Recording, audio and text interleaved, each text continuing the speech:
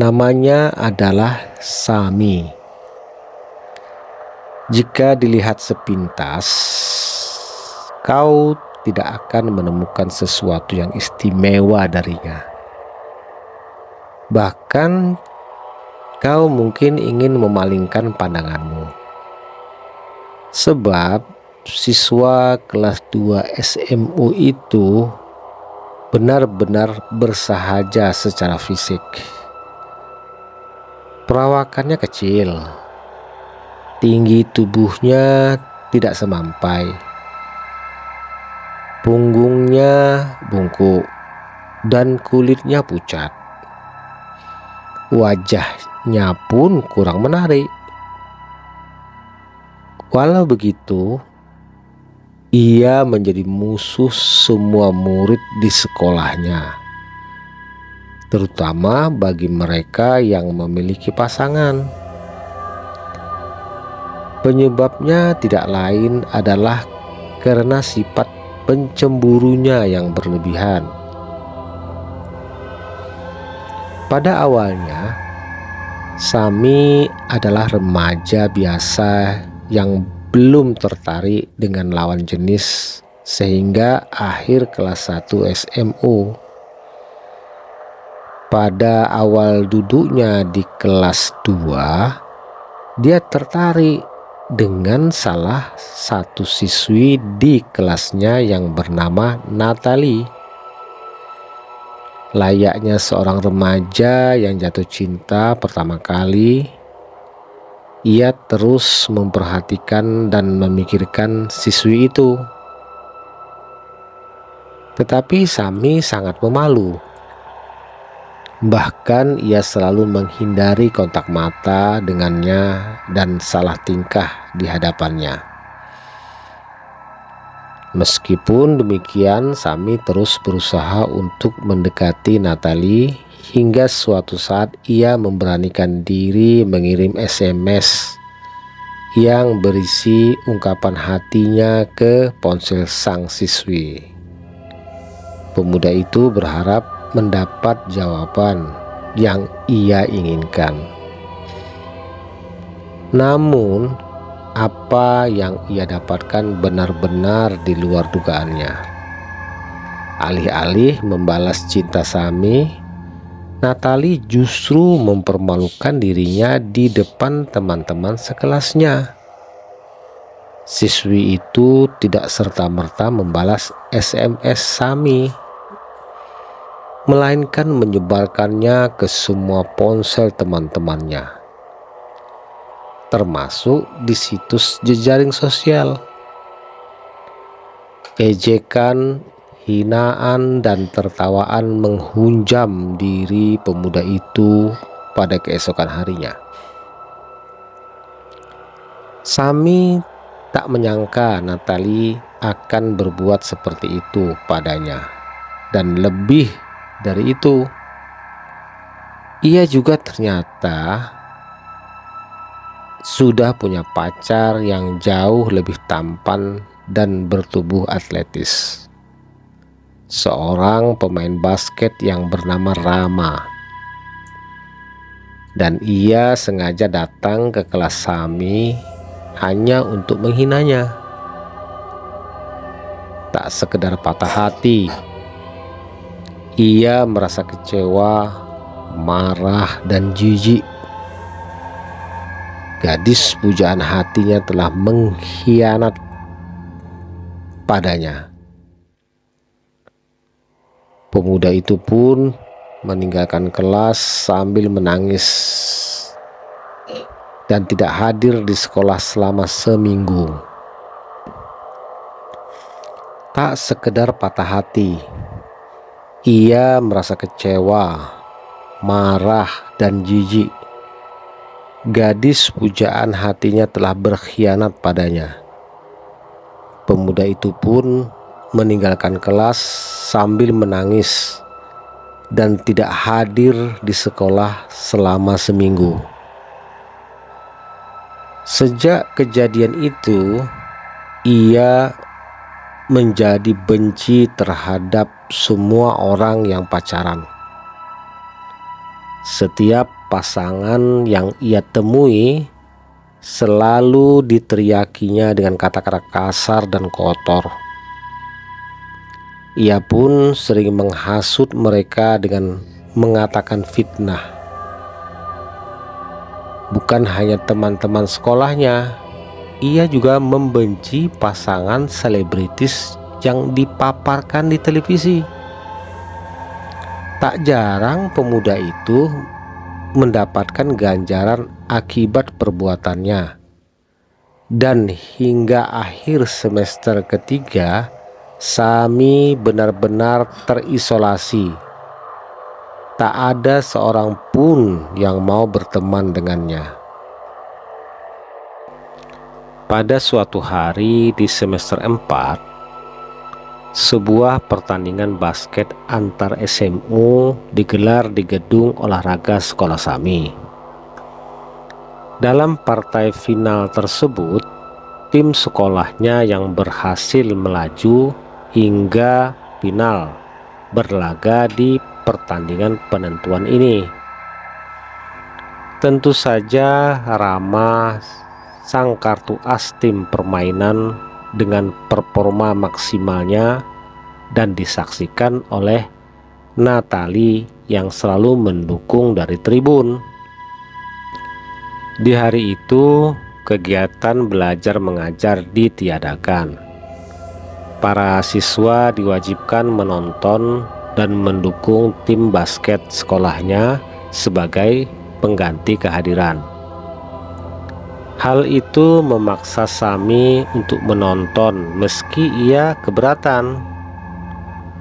Pemuda yang duduk sendiri di tribun sebelah timur itu sama sekali tidak menikmati pertandingan, melainkan gelisah dan kesal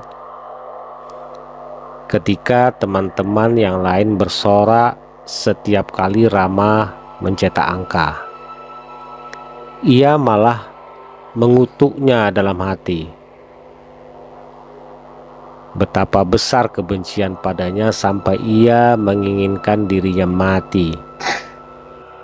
Tetapi tak bisa berbuat apa-apa selain menyimpannya dalam hati. Di lain pihak, ia tak bisa berbuat sama pada Natali. Ia sadar gadis itulah yang paling menyakiti hatinya. Namun hati kecilnya itu menolak untuk membenci dirinya. Sami masih mencintainya. Pertandingan mendekati puncak. Rama terus-menerus menebar decak kagum penonton dengan aksinya yang gemilang, hingga membawa timnya menuju kemenangan mutlak. Di bangku penonton, Sami semakin geram hingga tak sadar menggigit bibirnya hingga berdarah.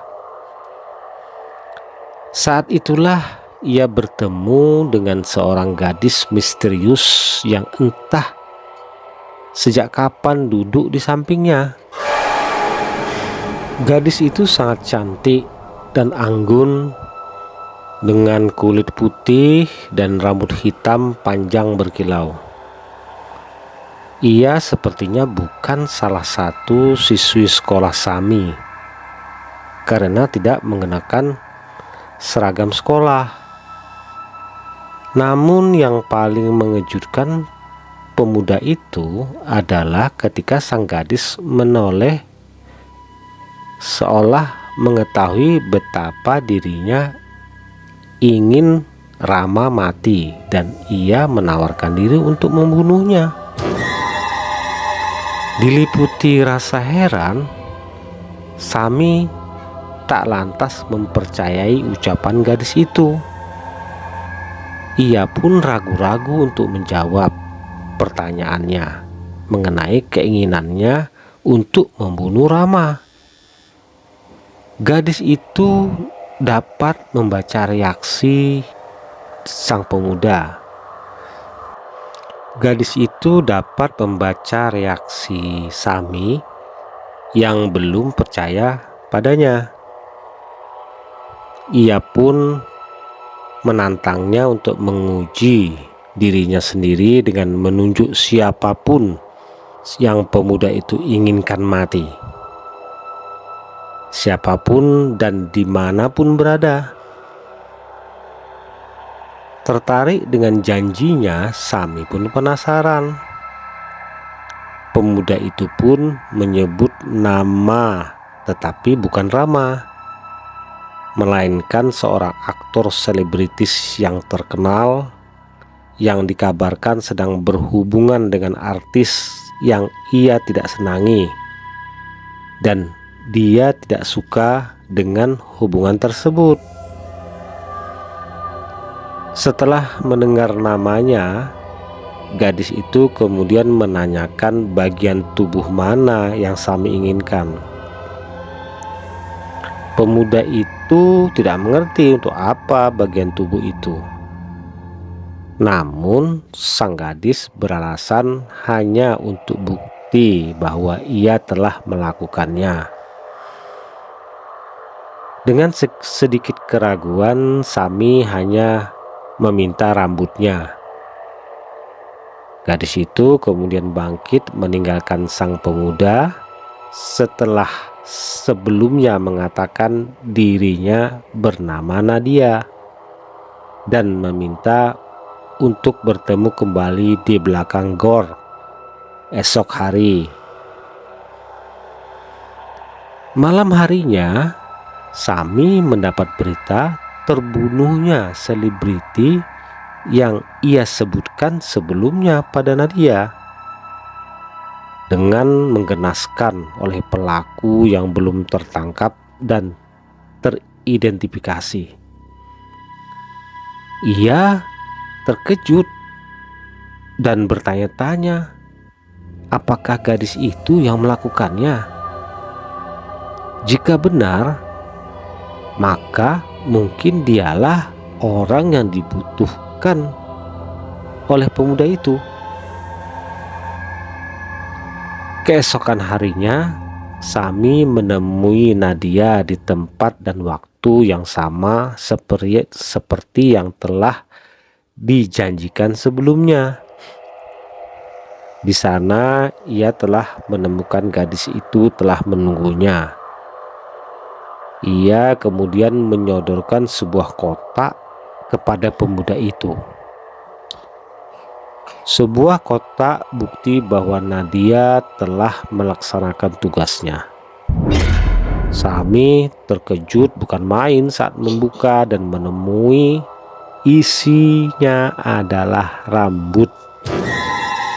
Bukan sehelai atau dua helai, melainkan seluruh rambut sang korban beserta kulit kepalanya yang masih bercucuran darah segar. Saking kaget dan jijiknya hingga potongan tubuh itu jatuh ke tanah. Namun diterima atau tidaknya barang bukti itu bukan persoalan bagi Nadia.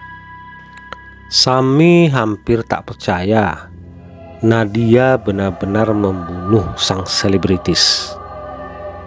Namun ia tidak bisa memungkiri bukti di hadapannya. Entah potongan kulit kepala siapa itu asli atau tidak, pemuda itu tetap yakin dia yang melakukannya. Saat ditanya bagaimana cara ia melakukannya, Nadia tidak mau menjawab.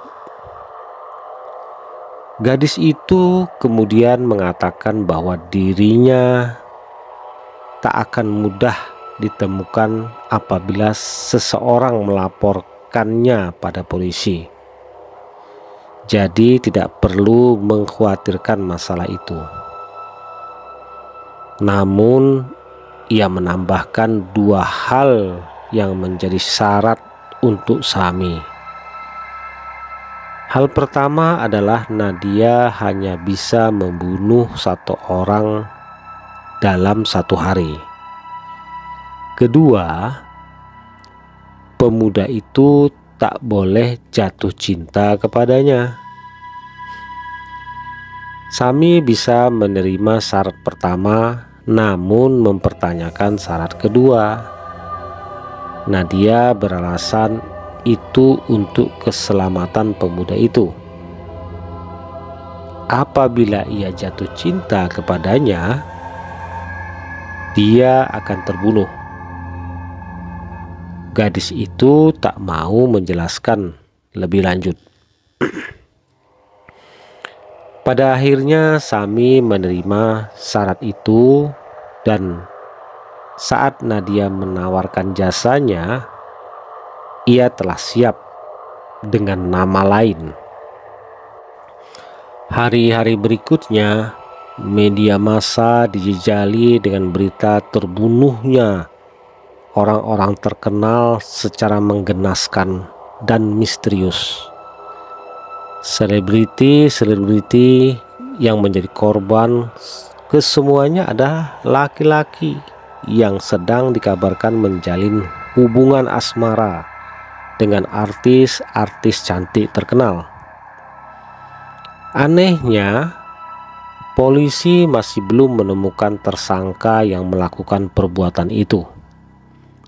Namun, seorang saksi mengatakan ia pernah melihat seorang wanita membuntuti salah seorang korban, tetapi tak pernah jelas bagaimana wajah maupun identitasnya. Berita-berita tersebut langsung berpengaruh pada masyarakat. Mereka yang sedang berpacaran resah dengan sang pembunuh pacar, sehingga menjaga jarak satu sama lain. Beberapa orang bahkan menutupi hubungan mereka atau memasukkan status agar mereka tidak diketahui oleh sang pembunuh. Meski demikian, orang yang tertawa di balik semua itu adalah Sami. Betapa senangnya ia mendengar berita putusnya pasangan selebritis.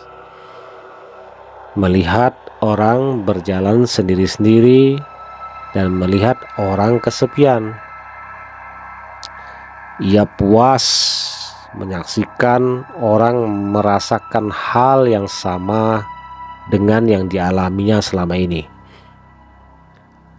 Walau begitu, ia masih memiliki tujuan akhir yang belum tercapai, yaitu mendapatkan Natalie, dan ia sudah punya rencana untuk itu. Seminggu setelah menyeruaknya kasus misterius itu, tak ada lagi kasus pembunuhan yang terjadi. Masyarakat menganggap pembunuh pacar bukan lagi ancaman dan mereka kembali pada kekasihnya masing-masing, meski beberapa orang masih ketakutan.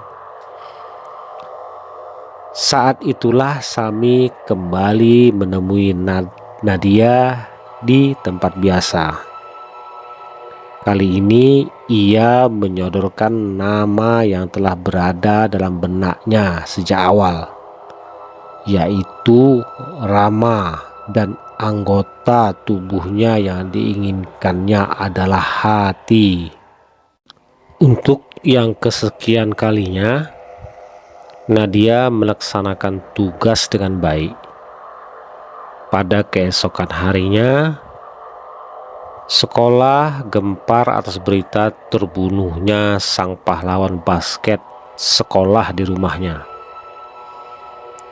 Kejadian ini membuat shock semua sahabatnya, terutama para siswi penggemarnya dan tentu saja Natalie.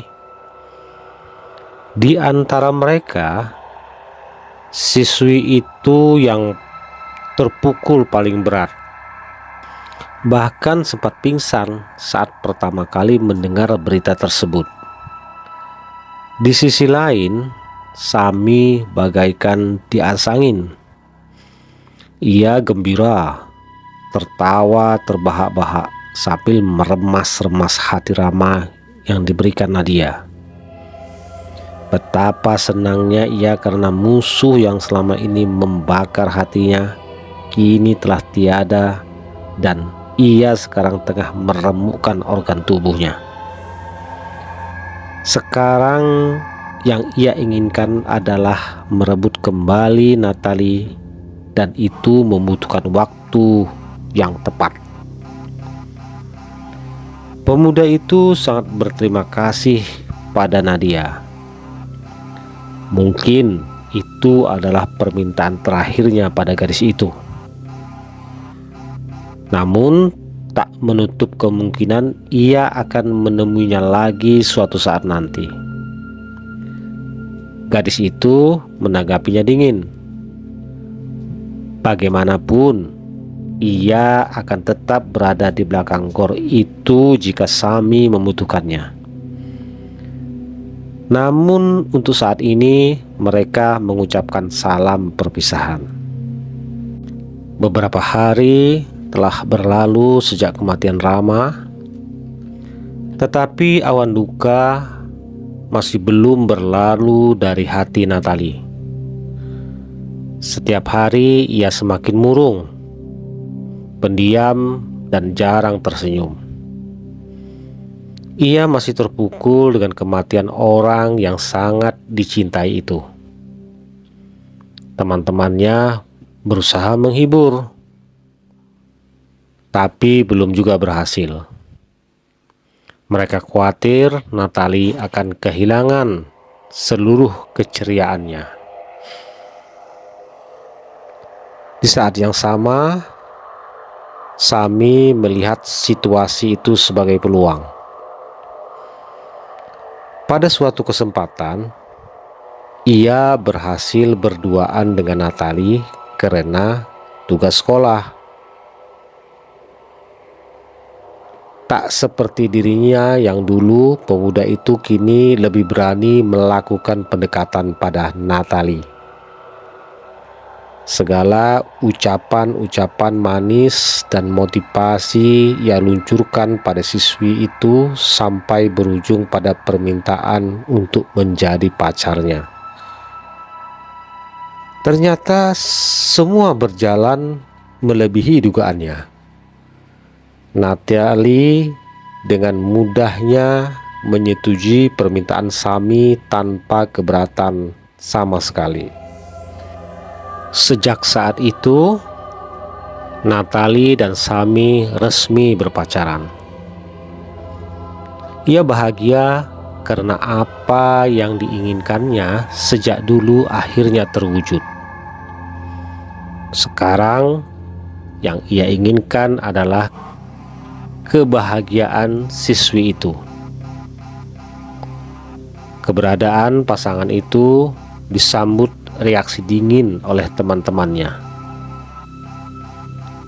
Tidak seperti saat bersama Rama. Mereka menilai Sami adalah lelaki licik yang memanfaatkan keadaan. Kendati demikian, pemuda itu berusaha untuk mengabaikannya. Statusnya saat ini yang lebih penting. Sementara itu, keadaan sebaliknya justru dialami oleh Natalie. Mendapatkan kekasih baru yang tidak juga mengembalikan kebahagiaannya. Ia masih murung dan depresi. Sami terus berusaha untuk menghiburnya, tetapi tidak juga membuahkan hasil. Bayangan-bayangan Rama masih belum lepas dari diri siswi itu. Bahkan, pemuda itu bisa menilai bahwa senyum yang tersungging di wajahnya adalah palsu. Berpacaran dengan Natalie tidak berjalan sesuai dengan yang Sami harapkan. Setiap harinya membosankan dan depresi. Pemuda itu kehabisan akal untuk membuat hubungan mereka menyenangkan. Siswi itu pun tidak juga menunjukkan tanda-tanda kebahagiaan. Ketika semua harapan tak tersiksa, hubungan mereka berakhir lebih cepat dari yang diharapkan. Sami sangat kecewa dan menyesal.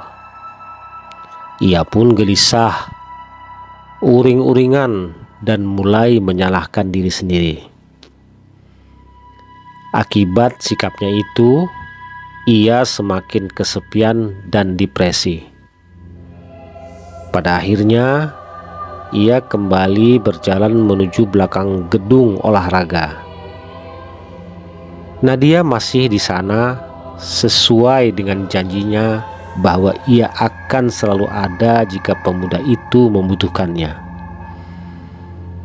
Hal yang ditanyakan gadis itu saat pertama kali berjumpa setelah sekian lama adalah siapa yang akan dibunuh selanjutnya. Tetapi Sami tidak datang untuk itu. Ia datang karena kesepian dan kegalauan. Pemuda itu hanya menginginkan seseorang menemaninya dan mendengar keluh kesahnya. Nadia yang memiliki kepribadian misterius bersedia mendengar curahan hati Sami yang entah bagaimana berujung pada permintaan pemuda itu untuk menjadi kekasihnya. Nadia sedikit terkejut. Gadis itu mengingatkan resiko yang akan menimpa Sami apabila ia jatuh cinta kepadanya. Tetapi pemuda itu tampak tidak peduli. Ia mengatakan dirinya lebih baik mati daripada hidup kesepian. Kendatipun dirinya yang membuat peringatan tersebut, gadis itu ternyata menerima permintaan Sami dan persyaratan kedua telah dilanggar pada hari itu. Berpacaran dengan Nadia membuka mata Sami akan sosok sebenarnya dari gadis itu. Jauh berbeda dengan kepribadian dingin dan misterius saat sebelum berhubungan. Nadia menunjukkan sifat ceria, sportif, optimis, dan hangat. Sebuah kepribadian pasangan yang selama ini didambakan oleh Sami. Hampir tak dapat dipercaya bahwa gadis itu adalah seorang pembunuh berdarah dingin. Pemuda itu menyayangkan kenapa tidak sedari dulu ia berhubungan dengannya. Bersama Nadia, hari-hari Sami menyenangkan. Tak ada lagi kesepian dan depresi. Tak ada lagi rasa cemburu, dendam, dan iri. Gadis itu bagai membersihkan seluruh noda di hati pemuda itu. Bahkan ia tidak lagi minder dengan penampilan fisiknya, karena sekarang telah menjadi bahan perbincangan teman-teman sekolahnya. Sami merasa telah menemukan kebahagiaan sejati dan tak ingin kebahagiaan itu berakhir. Namun sekali lagi semua itu tak berjalan sesuai harapannya. Waktu berlalu tanpa terasa hingga tibalah hari terakhir untuk Sami duduk di kelas 2. Hasil ujian terakhir semester menunjukkan seluruh siswa di kelasnya memuaskan. Semua naik kelas kecuali Natali. Ia berada di dasar jurang depresinya tepat saat hasil ujian diumumkan. Siswi itu nyaris tidak naik kelas. Terlebih lagi, ia sudah tidak mempunyai pondasi yang kuat untuk tetap hidup. Natalie tewas gantung diri di hari pembagian rapor. Tak ada seorang siswa pun yang bergembira di hari kenaikan kelas. Awan duka kembali menyelimuti mereka. Sami pun merasakan hal yang sama, namun tidak sedepresi sebelumnya karena ia telah menemukan penyegar hatinya. Nadia yang selalu menghidupkan kembali semangat pemuda itu. Hari itu, Sami bergegas meninggalkan sekolah untuk menemui Nadia di tempat biasa mereka bertemu. Namun sesampainya di sana, ia tidak menemukannya. Pemuda itu mencoba menghubungi kekasihnya. Belum sempat ia memutar nomornya, sebuah SMS masuk dan kebetulan dikirim oleh Nadia. Pesan itu berisi permintaan untuk menemuinya di dalam gedung olahraga nanti malam. Sami menjadi penasaran setelah membacanya. Kejutan apa yang akan diberikan olehnya nanti? Sayangnya ia tidak bisa mencari tahu sekarang. Tidak mungkin masuk ke dalam di siang hari karena pintunya dikunci.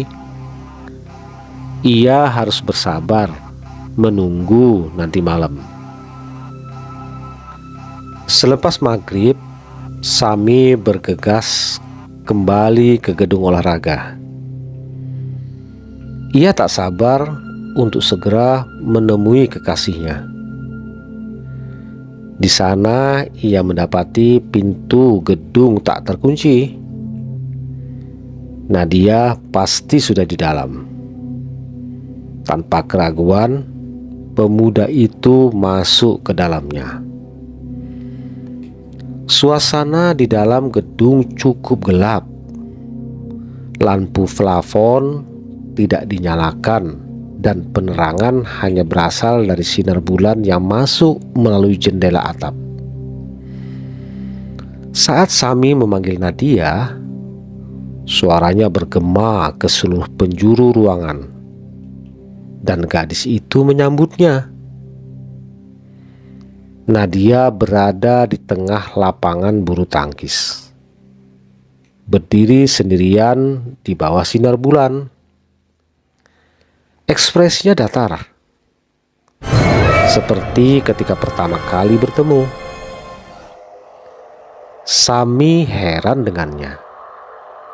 Saat ia datang menghampiri, tiba-tiba langkahnya terhenti.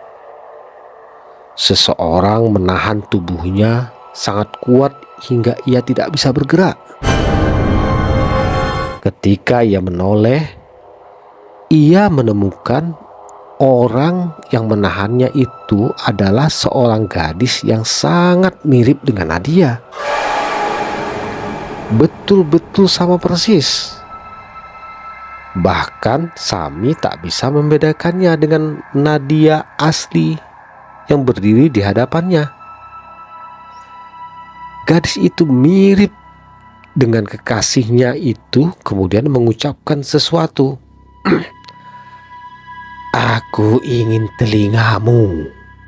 Segera setelahnya, ia menarik daun telinga Sami sekuat tenaga hingga terputus. Darah segar mengalir. Pemuda itu menjerit kesakitan dan menghempaskan dirinya. Sambil memegang rongga telinganya, ia menengok ke Nadia yang asli dan bertanya apa yang terjadi. Namun, ia tidak menjawab kecuali berdiri dan diam. Belum hilang rasa sakitnya, pemuda itu melihat Nadia yang lain lagi dan ia mencengkeram mata kanan Sami. "Aku ingin matamu," dan bola mata itu pun tercabut dari rongganya. Darah segar semakin deras menyembur. Sami merasakan sakit yang amat sangat.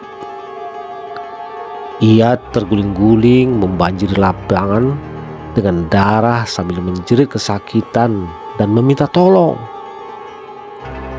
Naas baginya ketika lebih banyak lagi Nadia yang mengerubunginya.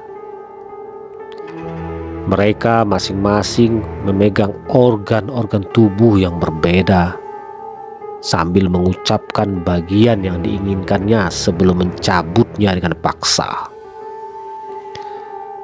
Nadia yang asli tetap berdiri kaku dengan ekspresi dingin menyaksikan tubuh Sami dikoyak hidup-hidup oleh banyak Nadia. Hingga lewat tengah malam tak dengar lagi jerit kesakitan. Semua Nadia telah mendapatkan bagian yang diinginkan dan pergi meninggalkan tubuh Sami yang hanya tersisa gundukan daging yang tak diinginkan. Sudah kubilang, kau tak boleh jatuh cinta padaku. Demikian pesan terakhir sebelum pergi meninggalkan gedung olahraga itu.